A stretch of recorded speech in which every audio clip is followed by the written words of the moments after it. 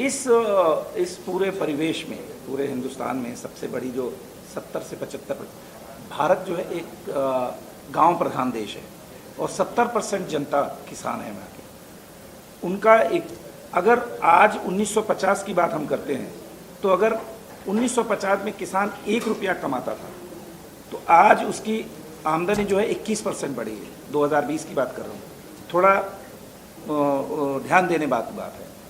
और यदि हम यही टीचर्स की बात करते हैं तो टीचर्स और जो सरकारी कर्मचारी है इनकी जो है तनख्वाह कितनी बढ़ी है, 200 गुना। टीचर जो है 200 गुना बढ़ गया और किसान 21 गुना बढ़ा। और सरकारी अधिकारी कितने बढ़े, 180%। तो क्या अगर इन्हीं लोगों का 21% आप वृद्धि कर दोगे तो जिस तरीके से किसान मर रहा है ये लोग नहीं मरेंगे? तो इस पर ध्यान देना चाहिए। सरकार ने पहले पक्ष रखा है, उठाया है। और जो समस्याएं हैं कि अगर किसान अगर अपना गेहूं बोता है वो 1800 रुपये में बेचता है और उसके बाद जब उसको ज़रूरत पड़ती है तो वो 30 रुपये का खरीदता है, ये कौन सा न्याय है?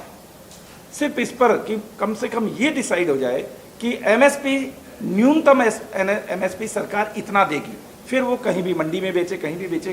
तो ये थोड़ा टेक्निकल है, लेकिन किसानों के हित को ध्यान में मोदी सरकार भी निश्चित तौर पर रखेगी और जो हित होगा किसानों का उस पर भी ध्यान दिया जाएगा। लेकिन अड़ियल रवैया चाहे सरकार का हो चाहे इनका हो, दोनों खराब है। अब फिल्म के माध्यम से हमने अपनी बात रखी है। आज कोरोना की महामारी में 3% जीडीपी जो बढ़ाई है वो किसानों ने बढ़ाई है। आपको ये पता है? 3%, मतलब 24 की 27 अगर की गई है तो ये किसानों की वजह से हुई है। ऐसे समय पे अगर हमारे अन्नदाता ने हमारी रक्षा की है, पूरा देश महामारी में गुजर रहा था, लेकिन उस समय किसानों ने किया है, तो किसानों को भी कुछ मिलना चाहिए, उसका रिवार्ड मिलना चाहिए कि नहीं मिलना चाहिए। तो हमारा ये है कि हम फिल्म के माध्यम से जो किसानों की मौलिक आवश्यकताएं हैं उनकी पूर्ति के लिए सरकार को क्या क्या कदम उठाना चाहिए इसको भी दर्शाने का प्रयास करेंगे। पराग पाटिल ऐसे सब्जेक्ट उठाते हैं, ज्वलंत सब्जेक्ट उठाते हैं जिससे समाज का हित हो, देश का हित हो और हमारे किसानों का हित हो, हमारे सैनिक जो देश की सीमा में लगे हुए हैं उनका हित हो, उनके बच्चों को स्टडी के लिए जितनी भी ज़रूरतें हैं वो मिले।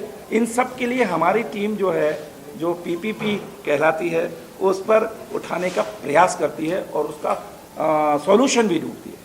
दर्शकों के लिए पराग जी कहेंगे?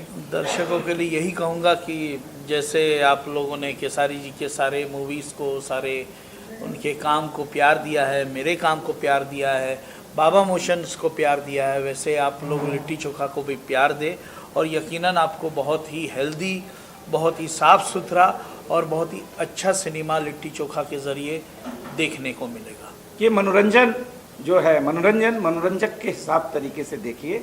आपको लिट्टी चोखा में ऐसा आएगा कि आपके खुद घर की कहानी है, आपकी व्यक्तिगत कहानी है, इसके साथ आप जुड़ेंगे तो देखिएगा कि हर किसान की वो कहानी है।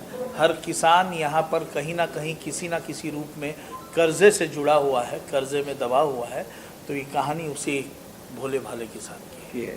आप देखिए और ज़्यादातर लोगों को सिनेमा थिएटर पे बजाइए। एक मेरा ये भी कहना है कि ज़्यादातर मल्टीप्लेक्स में ये अनिवार्य होना चाहिए कि एक भोजपुरी फिल्म या रीजनल फिल्म, उनके लिए एक सिस्टम होना चाहिए कि उनको वहाँ पर जगह मिले। ये मेरा व्यक्तिगत मानना है। और थिएटर क्योंकि कम हो रहे हैं, मनोरंजन कम हो रहा है, अगर हम थिएटर की भी अपील करते हैं कि अगर थिएटरों का भी पुनरुत्थान हो तो इससे सिनेमा को बहुत बड़ा सिंबल मिलेगा, ताकत मिलेगी। अंत में सिर्फ इतना ही कहना चाहता हूँ, माफ़ी चाहता हूँ बीच में आपकी बात हो।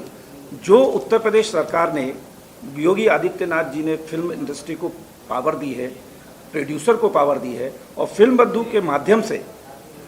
के माध्यम से जिस तरीके से उन्होंने प्रोड्यूसर को जीवन देने की प्रयास किया है, उनके लिए हम बहुत बहुत धन्यवाद देते हैं और हमेशा यही चाहते हैं कि इसी तरीके से उत्तर प्रदेश में फिल्म बनती रहे, उनका व्यवसाय बढ़ता रहे और लोग जो है थिएटर तक जाएं। हम लोग भी अच्छी और स्वस्थ फिल्म देने का प्रयास करेंगे।